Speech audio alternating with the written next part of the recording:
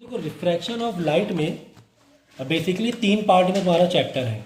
किसमें? ये जो light chapter, not refraction of light, light chapter 3 part में है।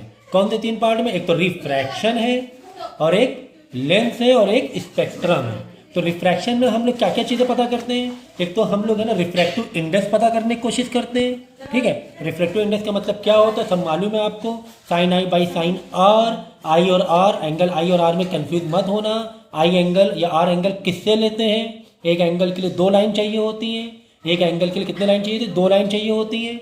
तो बताओ साइन आई यानी साइन आई का जो एंगल लोगे वो कौन सी 2 लाइन होंगे? अरे भाई एक एंगल किससे बनता है? 2 लाइन से मिलकर बनता है, ये बहुत ज़रूरी है। एक एंगल किससे मिलकर बनता है? 2 लाइन से मिलकर बनता है। ठीक है, तो एंगल अगर आई या आर लेना है तो कौन सी 2 लाइन लोगे आई के लिए? साइन आई के लिए कौन सी 2 लाइन लोगे? एंगल के लिए 2 लाइन चाहिए होती है ना, कौन सी 2 लाइन लोगे बोलो? एक इंसिडेंट रे लोगे, very good. Incident ray plus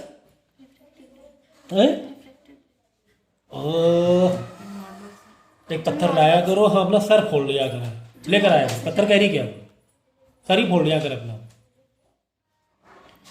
क्या समझा रहे हैं? मैंने कहा एक एंगल को पता करने के लिए, किसी भी एक एंगल बनाने के लिए 2 लाइन की जरूरत होती है, 2 साइड की जरूरत होती है। अब साइन आई यानी एक एंगल है, इसमें 2 लाइन चाहिए ना, एक एंगल के लिए कम से कम 2 लाइन चाहिए। एक तो इंसिडेंट रे, दूसरा बोलिए नॉर्मल, दूसरा नॉर्मल। इन्हीं से एंगल बनता है, चाहे वो साइन आई हो चाहे वो साइन आर हो। एक लेना है, अगर आई के लिए तो एक इंसिडेंट रे प्लस नॉर्मल, अगर आर है तो रिफ्रैक्टेड रे प्लस नॉर्मल। ये ध्यान में रखो, बच्चे कंफ्यूज हो जाते हैं, एंगल लेने में दिक्कत करते हैं बच्चे। तो याद रखना, स्ट्रिक्टली याद रखना, स्ट्रिक्टली याद रखना। क्या स्ट्रिक्टली याद रखोगे? इंसिडेंट रे अगर हमें एंगल चाहिए तो एक तो आई, ऐसे इंसिडेंट आई एंगल चाहिए, साइन आई मतलब इंसिडेंट वाला आई है ना, इंसिडेंट एंगल। तो एक इंसिडेंट रे, ये लाइट आ रही है, प्लस एंगल कहाँ से लोगे? दूसरी वाली लाइन कौन सी लोगे? नॉर्मल लोगे। इसी तरह रिफ्रैक्टेड एंगल के लिए एक तो रिफ्रैक्टेड रे, दूसरी लाइन नॉर्मल लोगे, नॉर्मल लोगे। और ठीक है ना, एक तो ये हो गया। दूसरा ये जो है ना हम लोग निकाल रहे हैं, एक तो sine i sine r, refract देखो रिफ्रैक्टिव इंडेक्स निकालने के कई फॉर्मूलेज हैं, 4 फॉर्मूलेज हैं कम से कम। दूसरा फॉर्मूला ये है, ये जो है ना ये रिलेटिव रिफ्रैक्टेड एंगल है। रिलेटिव क्या है? ये रिलेटिव मतलब बाय डिफ़ॉल्ट जो भी हम लोग रिफ्रैक्टेड एंगल समझते हैं, बाय डिफ़ॉल्ट हम लोग समझते हैं एयर से। एयर का 1 होता है, वैक्यूम का 1 होता है, बाय डिफ़ॉल्ट एयर से हम लोग समझ रहे हैं। ठीक है ना। लेकिन जैसे कि एज है आपकी 16, मान लिया 16, और आपकी एज है 17, समझो हाँ, लड़ाई मत करना। ठीक है, 17, तो मैंने आपकी एक सेपरेट एज बताई 16, मतलब आपका एक रिफ्लेक्टिव इंडेक्स बताया वैक्यूम के कंपेयर में, इसकी एज बताई मैंने 17, मैंने रिफ्रैक्टिव इंडेक्स बताया वैक्यूम के कंपेयर। लेकिन अगर मैं दोनों से कंपैरिजन करूं तो मैं ये बोलूँगा तुम 1 साल छोटे हो या मसी 1 साल बड़ा। Masi is 1 year older than Alia, Masi is 1 year older than Alia. मैंने एक रिलेटिव बताया, एक रिलेशन बताया। तब आपको ये फॉर्मूला लगाना है कि रिफ्लेक्टिव इंडेक्स ऑफ ग्लास, देखो ग्लास आगे जी आगे, मतलब इसका निकालना है। जैसे मैंने मसीह की एज बता रहा हूँ, मसीह की एज एलिया की एज से 1 ईयर बड़ी है ना। मसीह की एज, अगर मसीह की एज बताना है तो ऊपर आगे रखेंगे मसीह की एज, मतलब सिंबल, पीछे रखेंगे एलिया का। वैसे reflective index of glass with respect to water is equal to, यहाँ पे फॉर्मूला है ग्लास का निकालना है, ऊपर लिखेंगे ग्लास का refractive index with respective vacuum air upon, नीचे रखेंगे वाटर का विद रिस्पेक्ट टू एयर। समझिए, जिसका निकालना होता है उसका ऊपर रखने हैं reflective index with respect to air. ठीक है ना, समझ गया समझ गया समझ गया पक्का। अब इस 3 में कोई भी 2 दिया जाएगा, तीसरी इन्फॉर्मेशन निकालनी होगी, या फिर हो सकता हो कि तुम्हें स्पीड दे दे तो वाटर का अलग निकालो, ग्लास का अलग निकालो, फिर दोनों का रिलेटिव अलग निकालो। हो सकता हो तुम्हें क्या दे दे, एयर का स्पीड एंड लाइट दे दे, और ग्लास और वाटर की भी स्पीड एंड लाइट दे दे, और तुम्हें बोलना चाहिए, बोला है कि रिफ्लेक्टिव इंडेक्स एब्सोल्यूट या रिलेटिव रिफ्लेक्टिव इंडेक्स निकालो। ठीक है, ग्लास के वाटर के रिस्पेक्ट में ग्लास का निकालो। तो तुम क्या करोगे, रिफ्लेक्टिव इंडेक्स ऑफ ग्लास पहले अलग निकाल लोगे एयर से, कैसे निकालना है, एंगल भी दिया हुआ है और दूसरा फार्मूला एक और क्या है, ये भी फार्मूला है एक, अगर एयर के रिलेट में निकालना है, रिलेशन में, ठीक है ना, एयर के कि reflective index of glass is equal to speed of light in air upon speed of light in glass. नीचे रखेंगे यहाँ पर, ये दोनों में कंफ्यूज मत होना, यहाँ पे जिसका निकालना है उसका ऊपर रखना है, लेकिन स्पीड वाले में जिसका निकालना है उसका नीचे, एयर का ऊपर रखेंगे। तो ग्लास का अलग निकाल लेंगे, वाटर का अलग निकालेंगे, फिर दोनों का रिलेटिव निकालना है तो इसके अलग निकाल लेंगे। 4-5 क्वेश्चन मैंने बता दिए, 4-5 क्वेश्चन मैंने बता दिए कि किस तरीके से आ सकता है। मैंने क्या कहा, पर्टिकुलर क्वेश्चन का सॉल्यूशन या फिर पूरा कॉन्सेप्ट,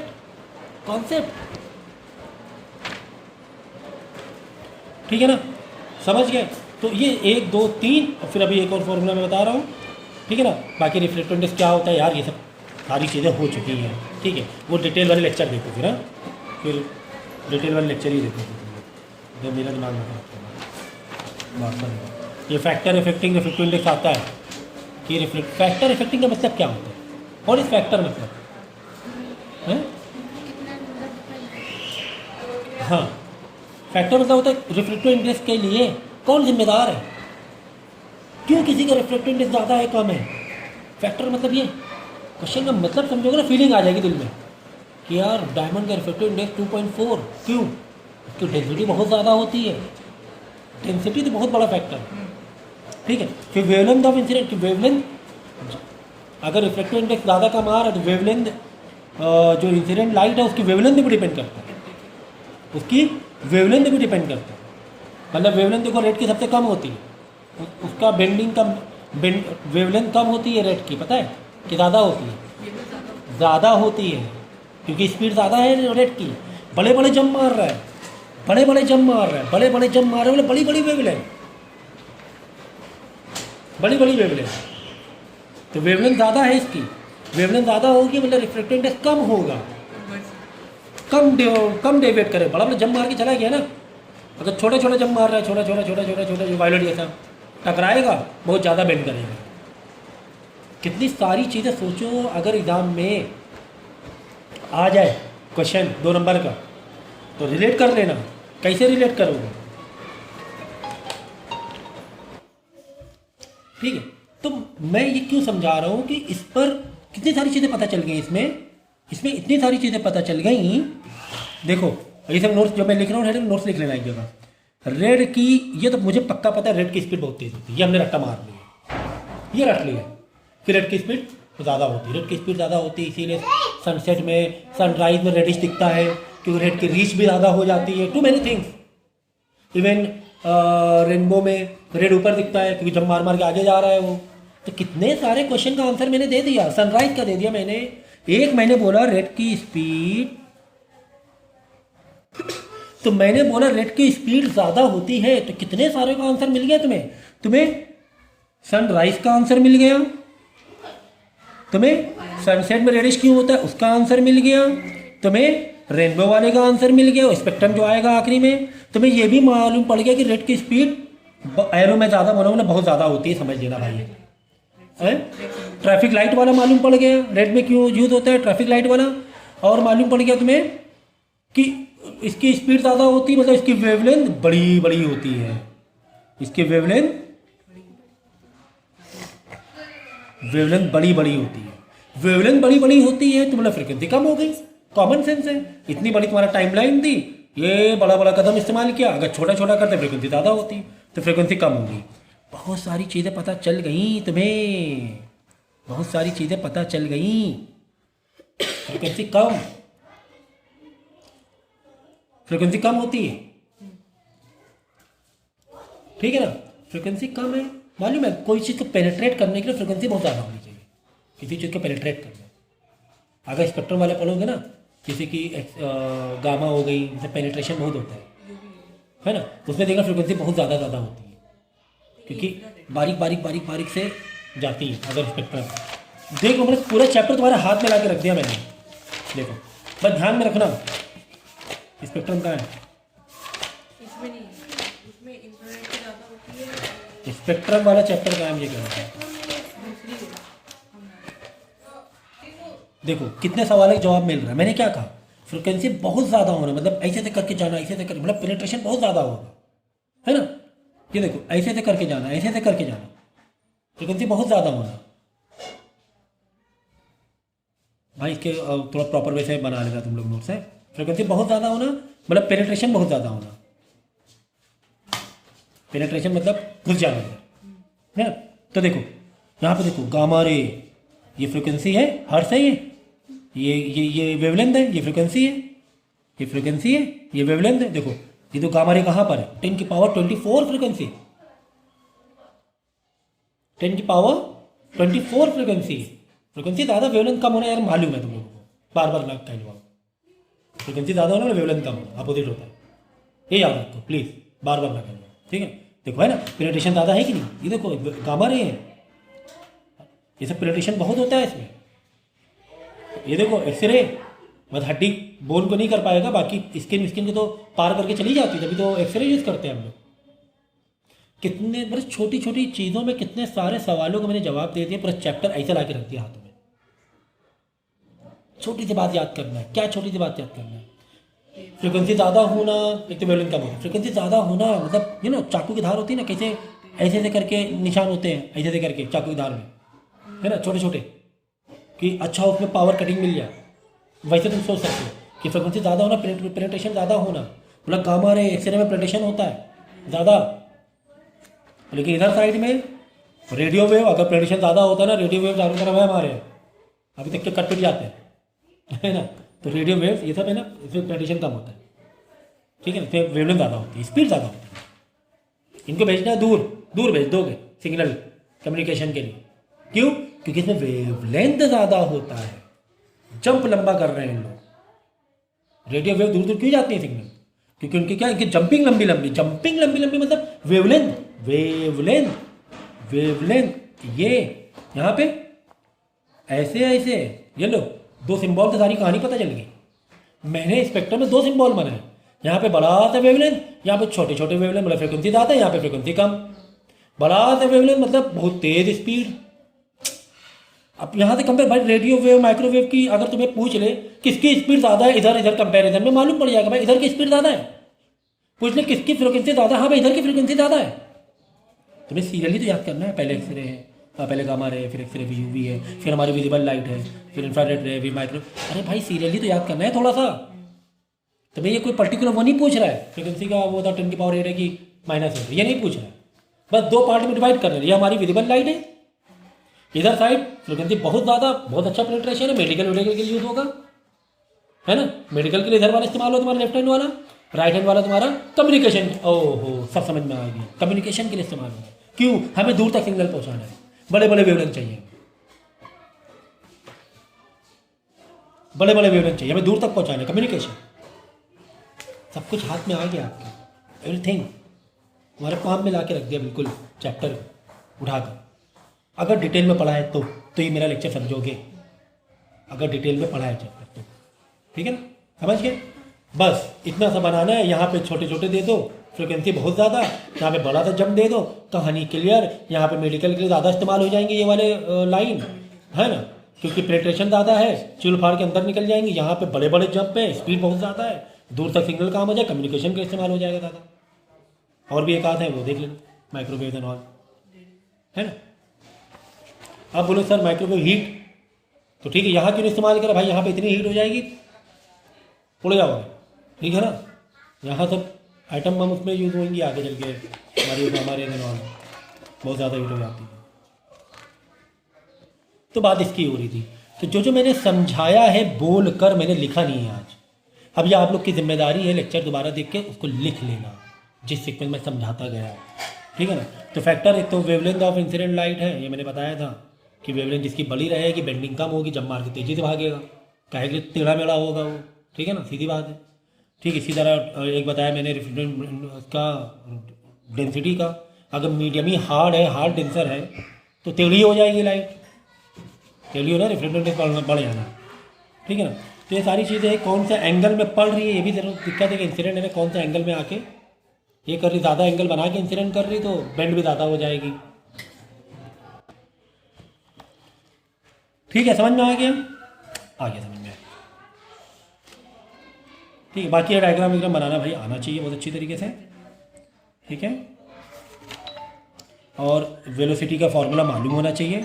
वेलोसिटी फार्मूला क्या होता है, एफ इंटू या फिर वन लैम्डा अपॉन टी भी हो जाता है। एफ का फॉर्मूला होता है 1/t। एफ का फॉर्मूला क्या होता है 1/t।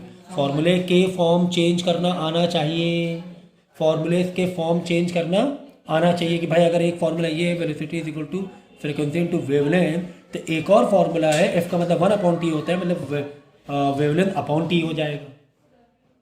भाई speed is equal distance upon time हो ना, वेवलेंथ मतलब डिस्टेंस हो गया अपॉन टाइम, नीचे टी आ जाएगा, नहीं तो frequency into wavelength. Is it clear?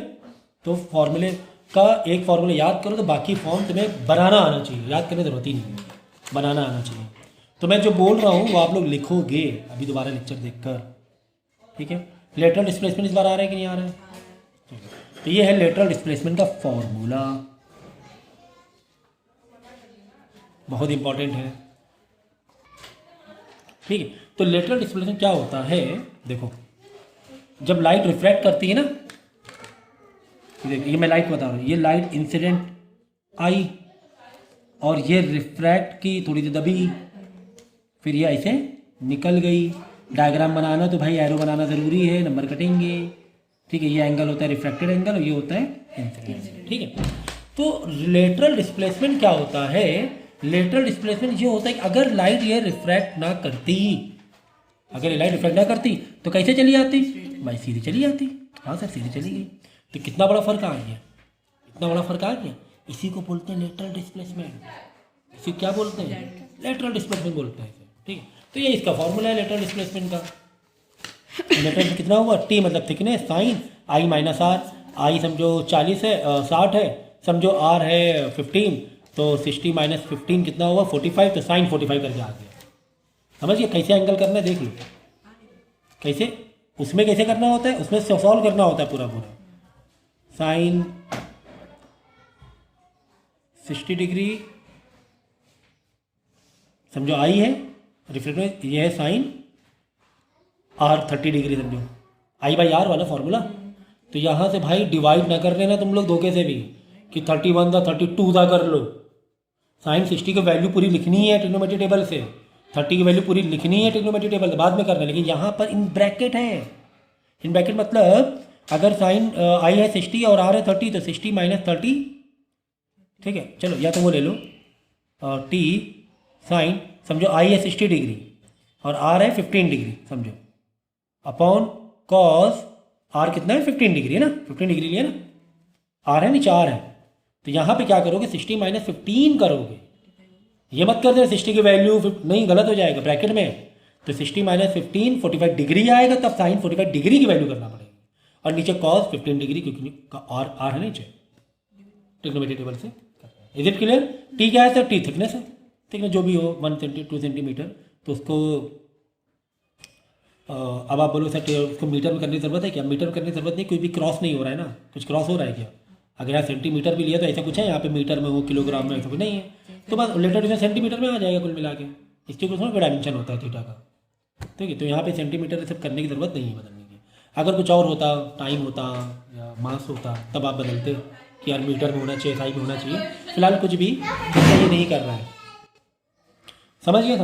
तो ये कहानी थी, ठीक है। तो टी थिकनेस ऑफ ग्लास से मैंने बता दिया है। तो अब लगा लेटर डिस्प्लेसमेंट आएगा तो सिंपल सा क्वेश्चन आता है, घुमा के नहीं आता, सिंपल सा क्वेश्चन आएगा कि लेटर डिस्प्लेसमेंट बताओ, थिकनेस ऑफ द ग्लास दिया है, ये थिकनेस दिया रहेगा, ये थिकनेस है, ये थिकनेस दिया होगा, ये टी है, ठीक है ना, समझिए।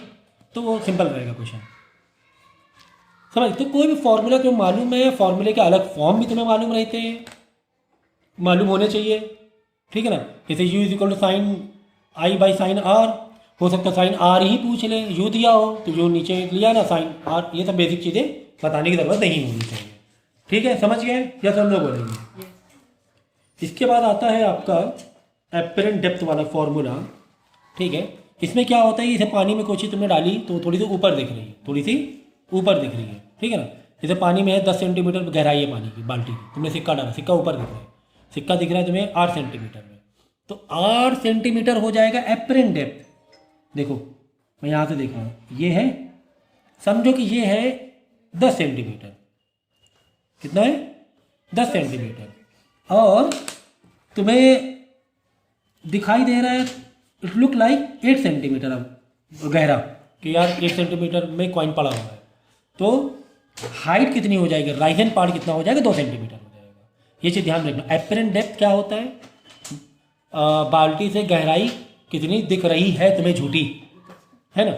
ऊपर से कितना दिख रहा है कि कितना सिक्का कहाँ पर है, ऊपर से गहराई, ऊपर से नापने पे, बॉटम से नहीं, ऊपर से, टॉप से एपरेंट डेप्थ होगा। रियल तो रियल है बाल्टी तुम्हारी बाल्टी हो, रियल है बकेट, वो तो रियल डेप्थ है। फिर कितना राइजन दिख रहा है? Real depth minus apparent depth, Ryzen हो जाएगा। समझे? राइजन कितना हो जाएगा? Real depth minus. तो ठीक है, तो बहुत सारे फॉर्मूले इसके बन जाते हैं। एक तो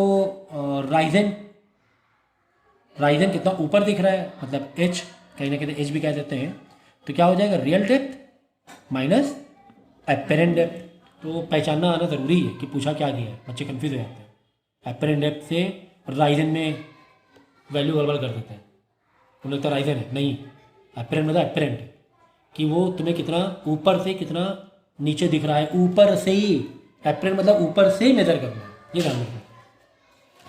इसके अलावा एक और फॉर्मूला है तुम्हारे पास, एक रिफ्लेक्टिव इंडेक्स का फॉर्मूला है। रिफ्लेक्टिव इंडेक्स ऑफ, जैसे वाटर के अंदर तुमने सिक्का डाला तो ये भी कर सकते हो। Reflective index of real depth upon apparent depth. इसका मतलब एपरेंट डेप्थ कैसे आ जाएगा अगर एपरेंट डेप्थ निकालने के लिए बोला है? चलो, अगर तुम्हें बोला है कि राइजन बताओ एच कितना ऊपर दिखाई दे रहा है, एपरेंट डेप्थ नहीं बोला है, तुम्हें क्या बोला है? राइजन एच दिखाओ। एच बोलो रियल माइनस, फिर सर रियल तो दिया हुआ है कि रियल में बकेट 20 सेंटीमीटर है, एपरेंट तो कहीं दिया ही नहीं है, एच भी कहीं नहीं दिया फॉर्मूले के हिसाब से। तो क्या करेंगे यार? रिफ्लेक्टिव इंडेक्स दिया हुआ है, क्यों दिया हुआ है? ये कहानी थी, रिफ्लेक्टिव इंडेक्स क्यों दिया हुआ है? तो रिफ्लेक्टिव इंडेक्स यहाँ से निकालने की, देखो reflective index real by apparent, apparent धर लिया, reflective index real by reflective index कर लोगे तो एपरेंट आ जाएगा, यहाँ पर आके एपरेंट माइनस करा दो। कितना ईजी था यार। तो फॉर्मूला कंबाइन, एक कंपोजिशन में देखो फॉर्मूले को, कंपोजिशन में, कि यार यहाँ पे फॉर्मूला एच पूछे रियल माइनस एपरेंट करना है, यार यहाँ तो एपरेंट तुम्हें दिया ही नहीं है, कोई बात नहीं, एपरेंट कोई और फॉर्मूले में भी है कि हाँ सर एक और फॉर्मूला रिफ्लेक्टिव इंडेक्स, तो रिफ्लेक्टिव इंडेक्स जरूर दिया होगा, तो क्यों दिया गया? दिमाग चलाना है। तो जब हम क्वेश्चन आते हैं 3 दिन तुम्हें बुलाएंगे ना, क्वेश्चन आंसर यहाँ पे कराएंगे, तब बहुत मजा आएगी तुम्हें कि यार कितनी सारी सराउंडिंग चीज़ें कितनी बताते जाएंगे। जब आप क्वेश्चन को वापस ये करोगे ना, रिलेट करोगे, फटाफट आ जाएगा फटाफट। तो ये लेक्चर है ना, दोबारा फिर देख लेना, रात में सुबह देख लेना, जो भी लेक्चर में नोट करता है तो अच्छा लगेगा, काफ़ी सारी चीज़ें क्लियर होंगी। फिजिक्स में 100 आउट ऑफ 100 पूरा चाहिए, अगर इंटरनल पूरे मिले, एक नंबर छूटना नहीं है। तो समझ गए। तो कोई भी चीज़ कितनी ऊपर दिखाई दे रही है, बाई चांस फैक्टर पूछ लिया कि एपरेंट किसी का बहुत ही कम आ रहा है, एपरेंट हाइट बहुत ज़्यादा आ रही है, एपरेंट कम हुआ ना, मतलब 10 का 5 में आ रहा है, एपरेंट हाइट 5 हो गई, अगर 10 सेंटीमीटर क्यों आ रहा है, ऐसा क्यों है, क्यों ऐसा दिख रहा है? तो क्यों, क्या फैक्टर हो सकते हैं, कौन लोग जिम्मेदार हो सकते हैं? हो सकता है मीडियम तुम्हारा बहुत ज़्यादा डेंसर, लाइट बहुत ज़्यादा बैंड, तो बहुत ज़्यादा डेंसर मतलब रिफ्लेक्टिव इंडेक्स बहुत ज़्यादा है। रिफ्लेक्टिव इंडेक्स मीडियम का बहुत ज़्यादा होगा तो वो चीज़ बहुत ऊंचे ऊपर दिखाई देगी, एपरेंट डेप्थ बहुत कम दिखाई देगा, एपरेंट डेप्थ कम हो जाएगा। ये एपरेंट डेप्थ है ना, ये कम है और ऊपर दिखाई, इधर से देखेंगे तो ऊपर दिखाई, इधर से देखेंगे तो एपरेंट डेप्थ कम, बहुत कम आ रहा है एपरेंट। तो कैसे भी क्वेश्चन घुमा के पूछ ले, बता देना भाई मीडियम का रिफ्लेक्टिव इंडेक्स बहुत ज़्यादा है, मीडियम बहुत ज़्यादा डेंसर है, इंसिडेंट जो लाइट कर रही है बहुत ज़्यादा एंगल से कर रही है। हाँ, ये बस सच है। फैक्टर ऑफ देख चुके हैं हम लोग, reflective index formula, reflective index ही तो मैटर कर रहे हैं यहाँ पर। भाई एपरेंट इधर आएगा, रिफ्लेक्टिव नीचे आएगा, एपरेंट और रिफ्लेक्टिव इंडेक्स कौन सा हो जाएगा रिलेशन, इन्वर्स हो जाएगा। बस एपरेंट में ज़्यादा होना, एपरेंट रिफ्लेक्टिव इंडेक्स ज़्यादा होना मतलब एपरेंट डेप्थ कम होना, एपरेंट डेप्थ कम होना मतलब राइजन ज़्यादा होना। एपरेंट डेप्थ कम ना, कम ऊपर से लिया जाता है ये वाला, एपरेंट डेप्थ कम मतलब यहाँ के लिए यहाँ दिख रहा है, मतलब राइजन नीचे ज़्यादा हो गया ना। आ रहे 1 मिनट को, ठीक है। तो ये फॉर्मूला हम लोग याद रखेंगे, ठीक है, कि risen is equal to h is real minus apparent, कि ऊपर कितना उठा तो रियल में से एपरेंट वाला माइनस कर देंगे, तो ऊपर कितना उठ रहा दिख रहा है वो आ जाएगा, ओके। या फिर ये फॉर्मूला एक और एपरेंट डेप्थ का, क्या, reflective index is equal to real depth, ठीक है। तो राइजन पार्ट एपरेंट ये हो गया ना, दूसरा वाला ये तुम्हारा एग्जाम, ये फॉर्मूला है क्या, reflective index real by apparent, ठीक है। यहाँ से एपरेंट आ जाएगा तो यहाँ से फिर राइजन निकाल लेंगे।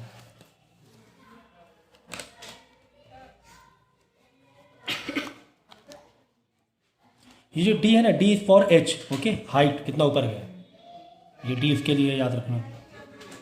तो अब देखो यहाँ ये तुम मत करो ऐसे एक ही बार में दोनों को कंबाइन कर दिया, दोनों के फॉर्मूले क्या कर दिया, कंबाइन कर दिया, ठीक है ना। रियल माइनस अप्रेंट करना है तो माइनस अप्रेंट, यहाँ पे अप्रेंट फॉर्मूला क्या बन रहा है, रियल अपॉन रिफ्लेक्टिव इंडेक्स बन रहा है ना, तो ऐसे लगा सकते हो रियल माइनस अप्रेंट की जगह रियल अपॉन रिफ्लेक्टिव इंडेक्स, है ना। तो तुम चाहो तो अलग अलग कर लो, लेकिन हाँ अलग अलग सही रहेगा नेसेसरी। तो बस बाकी मल्टीप्लाई डिवाइड ये सब तो चीज़ें अब देखो। हाँ ग्राफ वाली कहानी है, ग्राफ में हम लोग समझेंगे कुछ चीज़ों को। हाँ कि क्रिटिकल एंगल क्या होता है। क्रिटिकल एंगल एक पॉइंट ऐसा होता है कि लाइट रिफ्लेक्ट कर रही है, लाइट क्या कर रही है, रिफ्लेक्ट कर रही है, ठीक है ना। चलो यहाँ से स्टार्ट करें, यहाँ से इधर आगे बढ़ रहे हैं।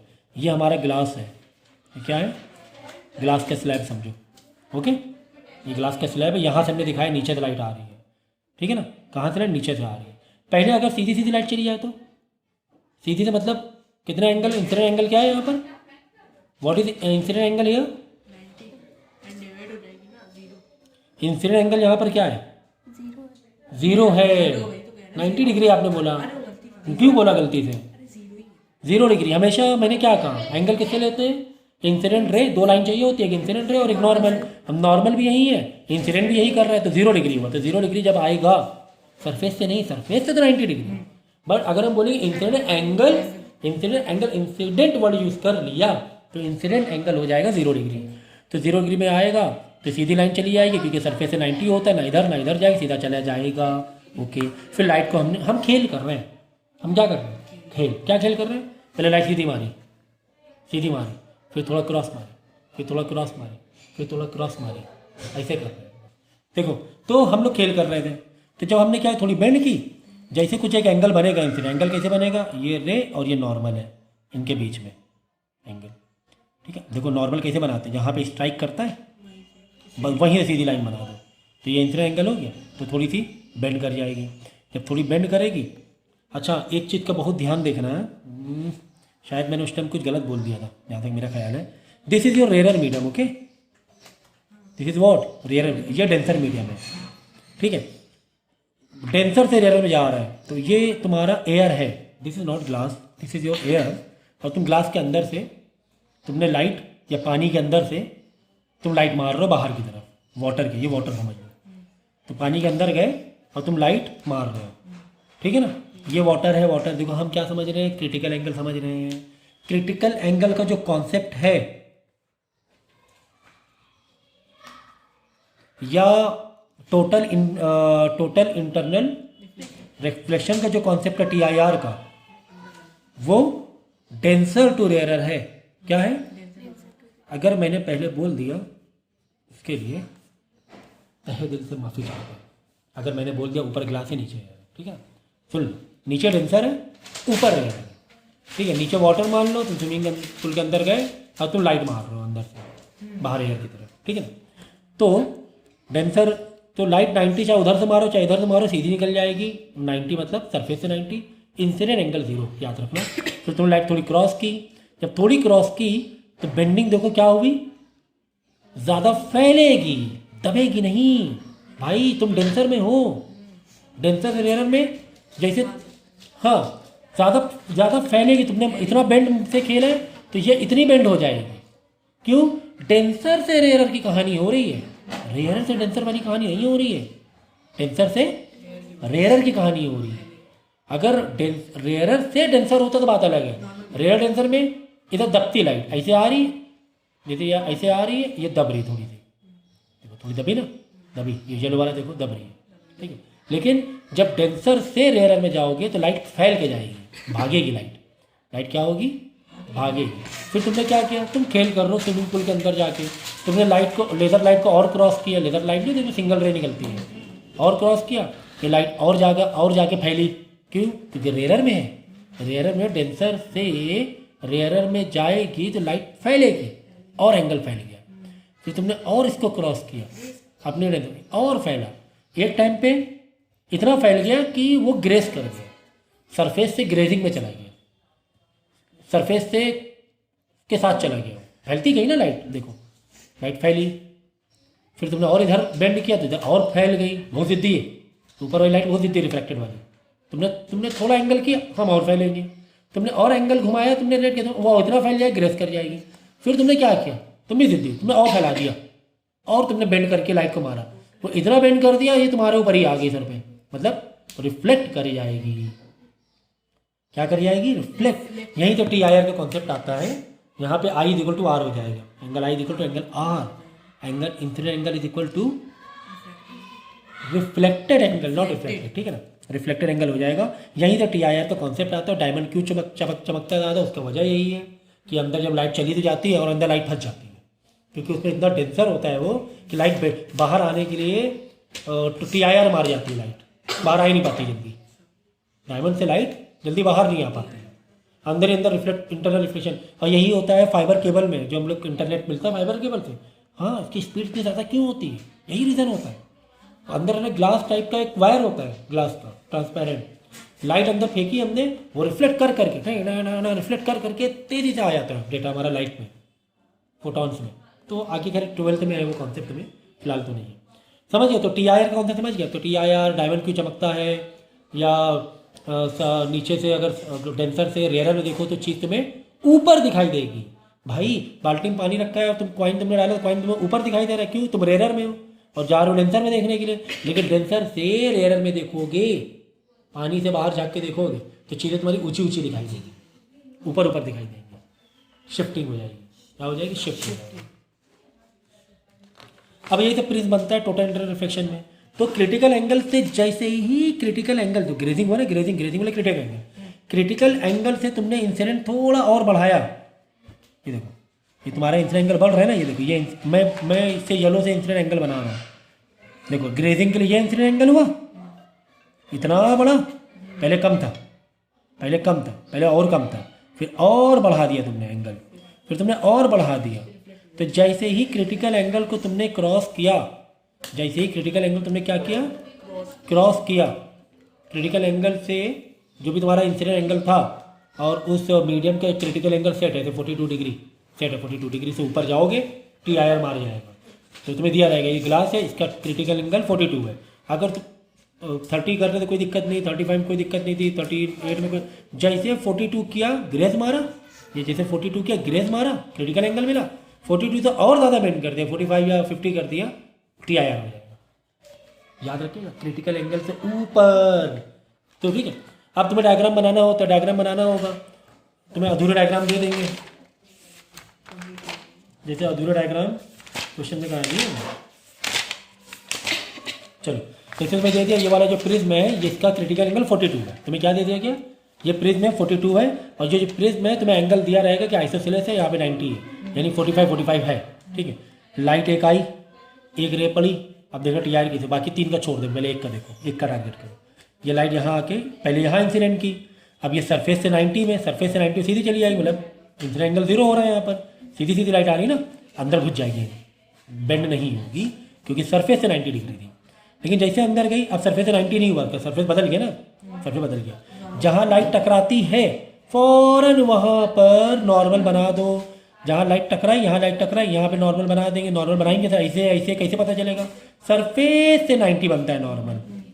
भाई तुम्हें नॉर्मल बनाना है, कैसे बनाओगे सर, ऐसे बनाया, ऐसे कैसे पता चलेगा, तो पॉइंट आपने बता दिया सर, यहाँ पर बनाओ नॉर्मल, तो कैसे पता चलेगा, ये सरफेस है, सरफेस से 90 नॉर्मल बना दिए, हाँ ठीक है बना दिए। अब एंगल मेजर करो, ये 90 है, ये 45 है, तो ये भी कितना हो जाएगा 45 ट्रायंगल में, ये 45।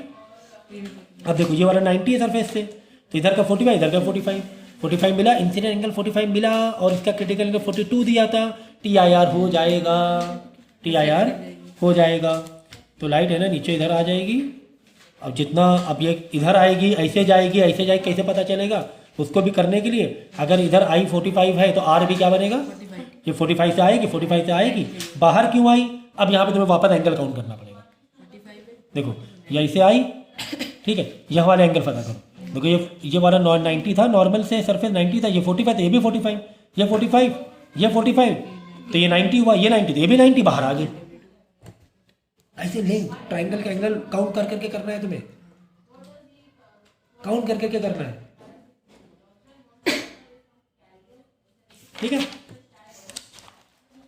इसी तरह ये भी, तो जैसे दो लाइट एक लाइट मैंने बताया 3 लाइट कर देना। ठीक है, मैं एक लाइट ले रहा हूँ। जैसे मैंने एंट्री कहाँ से कराई, एंट्री मैंने यहाँ से कराई, यहाँ कराई 90 में कराई, बोला कि 90 में, और बोला 90 45 डिग्री वाला तुम्हारा प्रिज्म 90 45 पे क्या है 90 45। ठीक है, अब तूने सीधी कराई तो सीधी अंदर तो घुस जाएगी। क्यों? क्योंकि 90 डिग्री में सरफेस से इंसिडेंट किया, ये सीधी अंदर जाने वाली है। जैसे सीधी अंदर चली जाएगी, सीधी जैसे अंदर जाएगी, यहाँ पे टकराएगी आगे वाले सरफेस दूसरे वाले सरफेस में। जहाँ टकराई नॉर्मल बना दो। सर यहाँ भी तो टकराई थी तो यहाँ भी नॉर्मल बना दो, सीधा सीधा 90 के ऊपर 90 ओवर गायब हो जाएगा। फिर यहाँ टकराई, नॉर्मल कैसे बनाई सर? ऐसे ऐसे कैसे पता चलेगा? सरफेस से 90 नॉर्मल होता है, बना दे नॉर्मल। अब जैसे नॉर्मल बनाए, अब एंगल काउंट करना शुरू करो कि ये 45 था, ये 90 था, ये 45, ये 45 तो ये भी 45। ठीक है ना, ये 45 क्रिटिकल एंगल ज़्यादा हो गया। हाँ सर, क्रिटिकल एंगल 42 दिया था, तो चलो मारो टी आई यार, टोटल इंटर 45 से हो जाएगा। तो 45 पे क्या, ए यहाँ पे टकराई, यहाँ पर आ जाओ, ये 90 है। ठीक है, ये वाला देख रहे हैं कितना है 45 था, तो ये वाला भी कितना हो जाएगा 45। यहाँ पर भी टी आई आर हो जाएगा, यहाँ पर भी क्या हो जाएगा टी आई आर हो जाएगा और सीधा निकल जाएगी। ठीक है ना, और रिफ्लेक्ट होकर निकल जाएगा क्योंकि 45 आ रहा है, आपके पास 90 नहीं आ रहा है। पहले 90 पहले बाहर हुआ जा रहा था, अब यहाँ वापस 45 हुआ जा रहा है, फिर बाहर चली जाएगी। ऐसे देखना होता है डायग्राम। पहले एक लाइन का बनाओ, फिर एग्जाम में अगर 3 एग्जाम में एक ही लाइन देता है, एक्चुअली 3 लाइन देते हैं। ठीक है ना,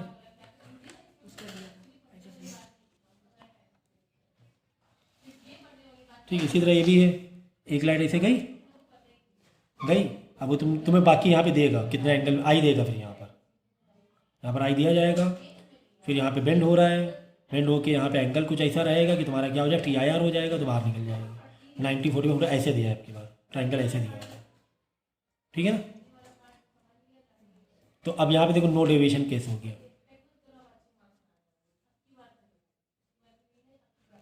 ठीक है ना, नो डेविएशन। क्यों नो डेविएशन? फाइनली क्या होगी, वापस के पैरेलल में आ गए।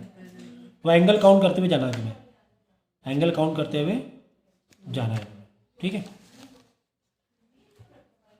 यहाँ देखो 60 पे देखा है हमने, सीधी गई, सीधी जाएगी, सीधी ही चली जाएगी, यहाँ पे टकरा जाएगी, यहाँ पे टकराएगी, कितना आया देखो 60 90, यहाँ 30 हो गई, ये 30 तो बचा हुआ, नॉर्मल से बचा हुआ 60 डिग्री हो गया, क्योंकि नॉर्मल होता है 90, 30 उधर का हुआ, 60 हुआ। क्रिटिकल में ज़्यादा है, हाँ सर क्रिटिकल में ज़्यादा है, क्रिटिकल 42 बोला जाता है। रिफ्लेक्टेड होगा और टी आई आर होगा, 60 पे टी आई आर होगा, ये 60 डिग्री है। अब इधर आ जाओ कि यहाँ पे ये 90 है कि नहीं, बाहर क्यों गई? अभी बाहर नहीं भेजना है तुम्हें, तुमने यहाँ पे टकराना है कि टी आई आर हो रहा है कि बेंड हो रहा है कि बाहर सीधी जाएगी। 3 कंडीशन, टी आई आर या बेंड या सीधी बाहर चली जाएगी। तो यहाँ टकराई, यहाँ पे एंगल तुम्हें देखना पड़ेगा। देखो ये नॉर्मल 90 था, ये 60 तो ये 30, ये 30 ये 60 तो ये वाला 90, हाँ 90 सीधी चली जाएगी। So easy, so easy. कितने आराम से हम लोग कर पा रहे हैं, बहुत ज़्यादा आराम नहीं लग रही हम लोगों को, है कुछ ज़्यादा ही इजी जैसा नहीं लग रहा है क्या? बोलिए।